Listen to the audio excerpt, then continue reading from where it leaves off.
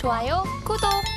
이 중에서는 어떤 테마를 좀 먼저 살펴보면 좋을까요? 네, 우선 방산주 이야기를 좀 드리려고 하는데요. 어제 사실 하나 이슈가 있었어요. 시간이 좀 강세를 보였던 중소형 방산주가 시간에서 좀 급등을 했는데 내용을 보면 러시아에서 ICBM 대륙간 탄도미사일을 발사했다.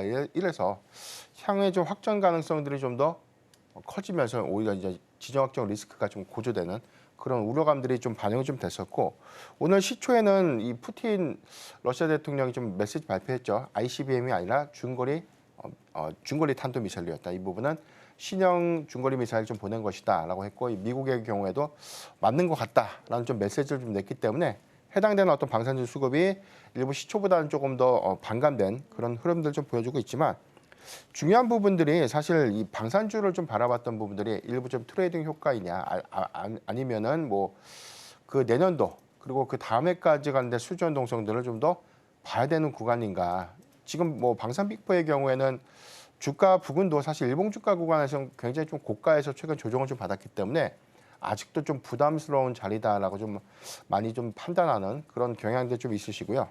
이런 것들 좀 감안해 봤을 때는 아직 뭐 지정 확정 리스크에 대한 요인들, 이게 완벽하게 좀 해소되지 못했던 측면들이 중소형 방산주로 하여금 시세가 좀 유입되는 그런 흐름들이 좀 나와주고 있지만, 사실 저는 중소형 방산주의 경우에는 너무 이제 트레이딩에 관련된 어떤 이슈에 의해서 좀 민감하게 좀 수급이 좀 반영되는 그런 흐름들의 추격 매수는 좀 지양할 필요가 좀 있지 않을까라고 좀 판단해보고 있는데, 아직 뭐 ICBM 관련돼서는 뭐 핵탄두를 좀 탑재해서 핵 공격을 가시할 수 있다, 이런 극단적인 어떤 상황까지 몰아가는 것은 현재 상황에서는 아직 좀 제한적이다는 점, 이 점을 좀 기억하면 좋을 것 같고요. 양수급 동향들을 봤을 때 최근에 방산빅포, 하나에어로스페이스라든가 현대로템, LIG넥선 같은 종목들이 최근에 일부 차익 매물을 좀 소화하고 난 이후에 조정을 좀 받고 있는 그런 흐름들이지만, 아직 4분기 실적이 관련된 기대치가 굉장히 좀 높은 부분, 그리고 올해 연말 그리고 내년도 상반기까지 이어질 수 있는 폴란드 그리고 루마니아, 뭐 중동이라든가 중남미 지역의 주요 수출, 신규 수주라든가 추가적인 어떤 수주 가능성들은 아직 계속해서 좀 유효하다는 점을 좀 참고해 본다면, 방산주의 경우에는 부담 없이 좀 매수할 수 있는 구간이다라고 좀 볼 수 있고, 향후에 우크라이나에 관련된 종전 관련된 이슈가 좀 부각돼서 해당돼서 너무 노이즈가 좀 작용해가지고 뭐 방산빅포의 어떤 주가 좀 밀리는 그런 상황이 온다고 하더라도 주변 국가의 군비 증강 부분들은 더 지속될 수 있는 어떤 긍정적인 측면들을 좀 고려해봐야 될 것 같고요. 미국의 경우에서도 지금 방산 관련된 어떤 정책들이 과거에 뭐 바이든 행정부의 경우에는 뭐 미국이 좀 경찰 노릇을 했죠. 그런데 이제 트럼프 집권에서는 이해관계에 의한 사실상 뭐 방위비 분담이라든가 이런 요소들을 좀 감안해 봤을 때는 그동안 좀 군비 증강에 대한 검토를 좀 보류했던 그런 국가들이 군사력들을 좀 확장시킬 수 있는 그런 계기로 좀 작용될 수 있는 부분들은 K방산에 굉장히 좀 우호적인 여건으로 좀 작용하지 않을까라고 좀 판단하고 있습니다. 일단 방산 쪽에 있어서는 수주 잔고는 좀 탄탄한 편이죠. 원래 전쟁 마무리하기 전에 서로 더 많은 영토를 차지하기 위해서 더 극단적으로 격투를 좀 벌이는 경우도 있다라는 시각도 있습니다. 진짜 종전으로 가고 있는지는 조금 더 보셔야 될 것 같고요. 앞서서 제가 말씀드린 것처럼 방산이랑 재건이랑 계속 기민하게 좀 수급이 왔다 갔다 하면서 돌고 있습니다. 뭐 미사일을 쐈다라고 하면 갑자기 방산이 올랐다가 뭐 휴전 조건 맞으면 할 수 있다라고 하면 다시 재건주가 오르고 이렇게 움직이고 있거든요. 그러면 차라리 그냥 둘 중에 대장주 이렇게 다 사놓고 올라올 때마다 팔고 이렇게 트레이딩 전략하는 건 어떨까요? 두 개를 접근하는 관점이 좀 다르다라고 좀 볼 수 있는 게, 지금 우리가 주가가 사실 방산주가 수혜다, 뭐 또는 재건주가 수혜다 이렇게 봤을 때는 어떤 종목이 좀 많이 오르는가를 좀 봐야 될 것 같아요.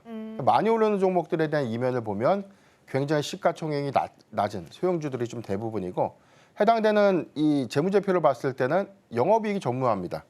그러니까 실적이 없는데 주가만 좀 올라가는 좀 아이러니한 그런 상황들이 연출되고 있고, 앞으로 그렇다면 트레이딩에 의해서 좀 움직여지는 수급보다 실질적인 또 수혜, 실적으로 좀 이어지고 숫자를 내고 외형 가치를 확대시킬 수 있는 그런 기업들은 뭐가 있을까라는 관점에서 다시 재해석을 좀 해야 될 것 같아요. 그래서 방산주의 경우에는 중소형 방산주에 대한 외형 가치들을 좀 고려해 봤을 때 방산빅포가 아직까지는 좀 유효하다. 그래서 저는 뭐 LIG넥선 같은 종목이라든지 LIG넥선을 제가 원픽을 좀 말씀 좀 드리고 싶은 거는, 지금 이 방어미사일, 우리가 저 유도 미사일이라고 좀 불리고 있는데 이게 뭐 해상이라든가 지상 그다음에 뭐 전투기에서도 좀 사용하는 여러 가지 미사일 체계가 좀 있지만 지상과 해상에서 좀 방어나 뭐 공격을 위한 좀 요격 미사일이라든가 이런 것들은 군비 증강이 좀 가장 큰 핵심이 좀 될 수 있겠다라고 볼 수 있겠고 현대전의 양상을 보면 천궁이라든가 비궁의